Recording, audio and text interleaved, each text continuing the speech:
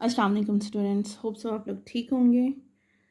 हमने last time अपने video में स्टार्ट की थी 6th चैप्टर हमने स्टार्ट किया था स्टैटिस्टिक, जिसमें हमने कवर किए थे question number 1, 2 and 5 that is basic statistics. Page number 106 है हमारे पास।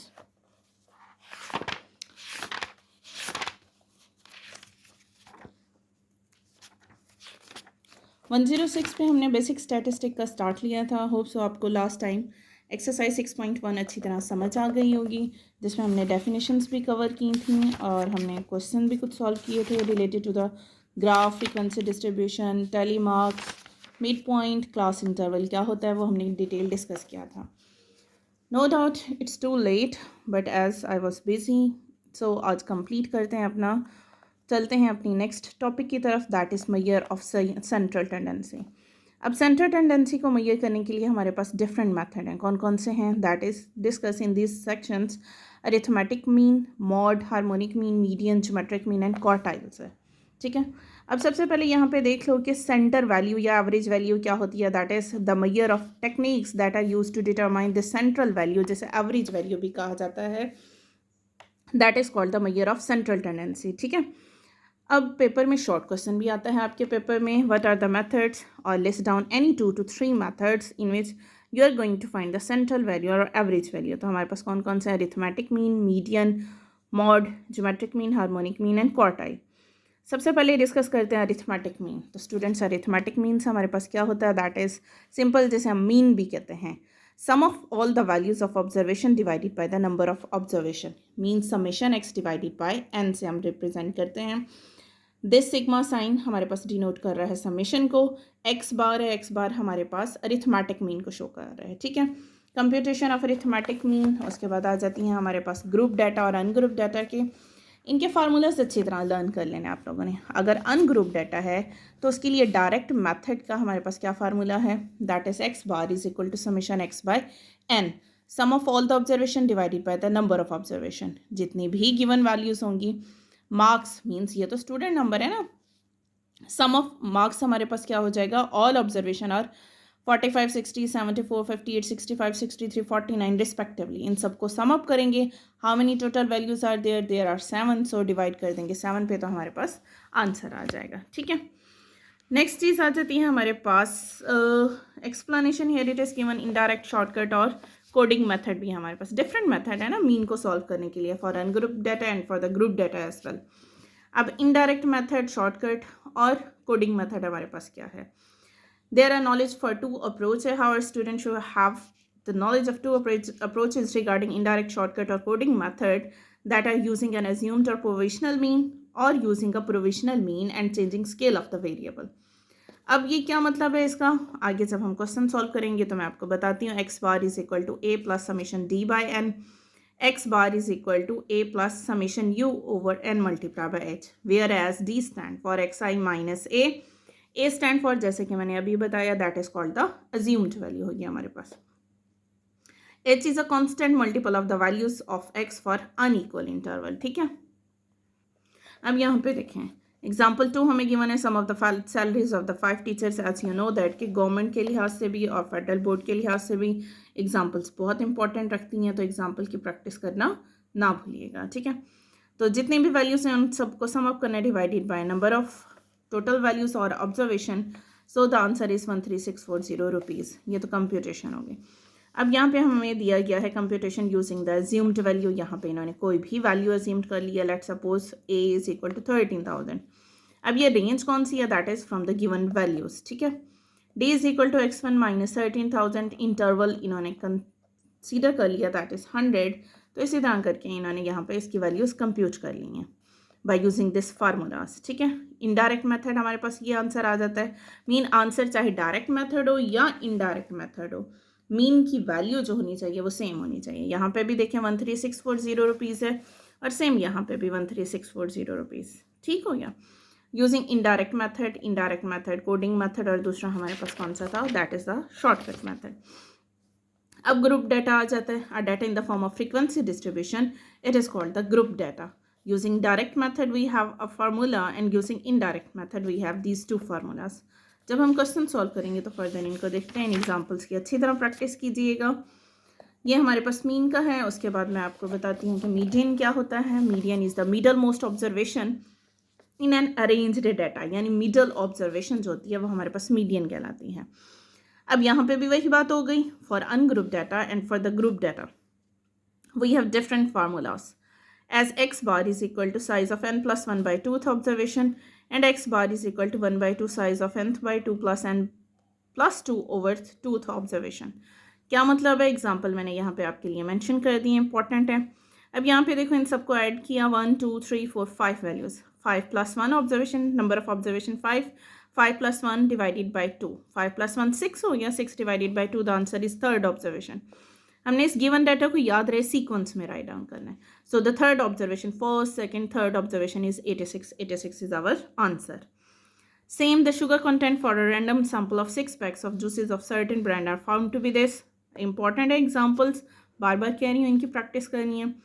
हमने इन सबको सम अप किया, नंबर ऑफ वैल्यूज 1 2 3 4 5 6 हैं, 6 by 2 plus 6 by 2 observation. And अगर हमारे पास ऑड हो तो हमने ये फार्मूला यूज़ करना है, यहाँ पे क्लियरली मेंशन है, since the number of observation is odd, since the number of observation is even, remember this कि अगर ऑड होगा और इवन होगा तो तब हमने क्या फार्मूलाज यूज़ करने हैं।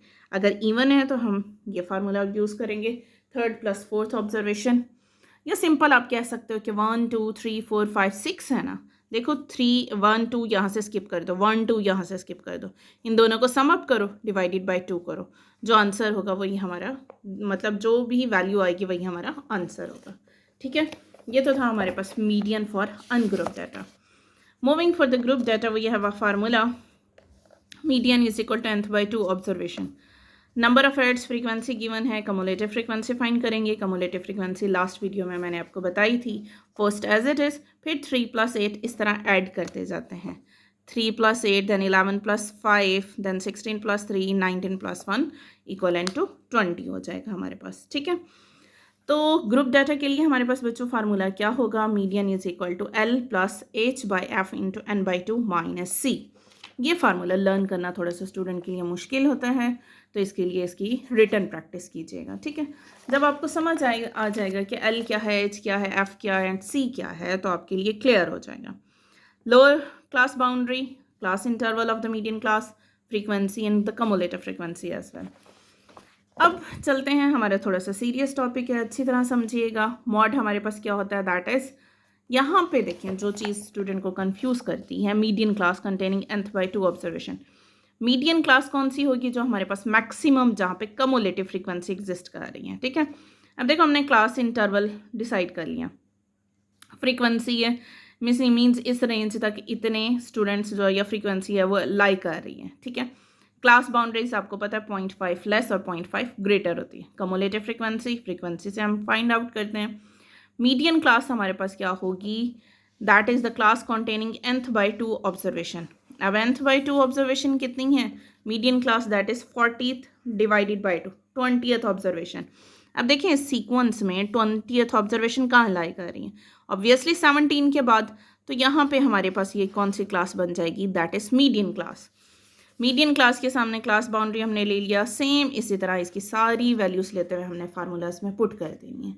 ठीक है, फार्मूला में L plus h by F interval हमारे पास कितना था, लोअर फ्रीक्वेंसी 144.5 है, उसके बाद एच है इंटरवल, इनके दरमियान डिफरेंस जो है वो 9 है, डिवाइडेड बाई 12 हमारे पास क्या है जी, n by 2, sorry h by f हमारे पास क्या आ रहा है, that is 12 into n by 2 minus c, 20th minus c, cumulative frequency 17, that is equal to 146.8 हो गया।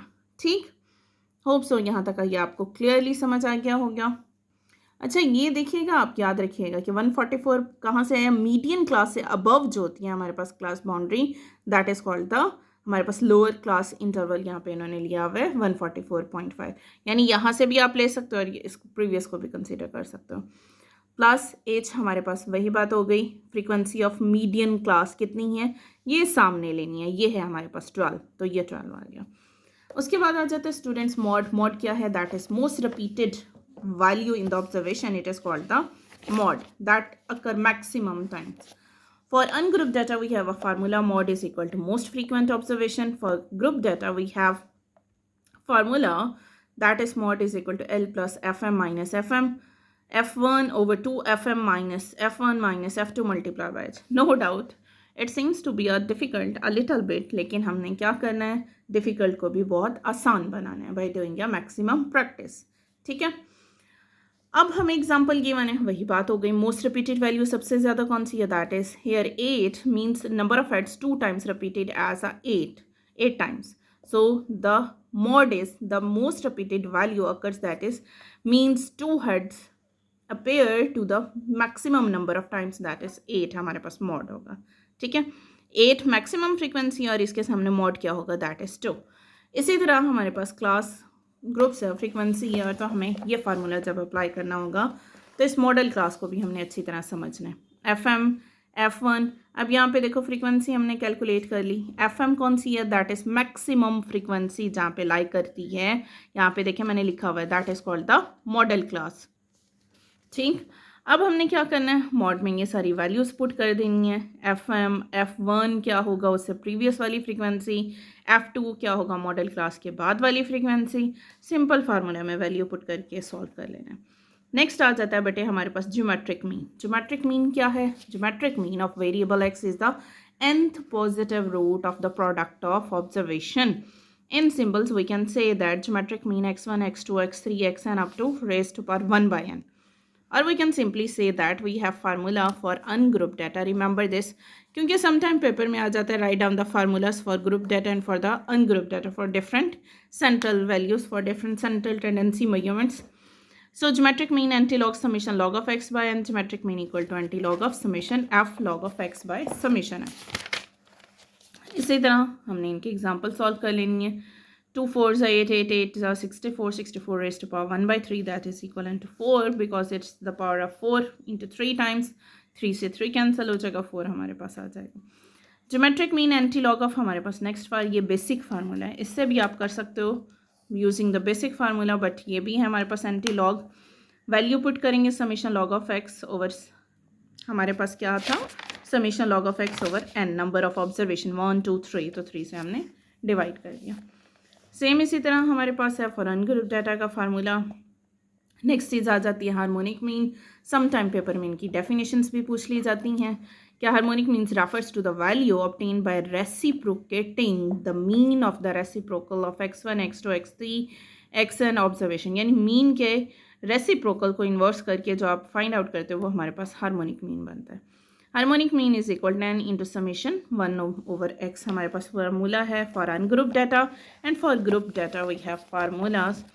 Harmonic mean summation f over summation f by x. Same इसी तरह इसकी एग्जांपल बार बार कह रही हूँ, बहुत इंपॉर्टेंट है, एग्जांपल्स की प्रैक्टिस करना मत भूलिएगा. Properties of arithmetic mean were similar. Any constant says the constant of itself. Mean is affected by the change in origin. Mean is affected by the change in scale as well. Sum of the deviation of variable from its mean is always 0. उसके बाद weighted mean, moving averages आ जाते हैं. weighted arithmetic mean का भी formula हमारे पास है. The relative importance of a number is called its weights. We have the number associated with this. तो ये हमारे पास weighted arithmetic mean summation wx over summation w कहलाता है. ठीक है, नेक्स्ट आ जाता है हमारे पास उसके एग्जाम्पल्स. बहुत सिंपल है, बहुत इजी है, जब हम क्वेश्चन सॉल्व करेंगे तो फर्दर क्लियर हो जाएगा. मूविंग एवरेजेस हमारे पास defined as successive averages which are computed for a sequence of days month years at a time. And if we want to find 3 days moving average, we find the first 3 days.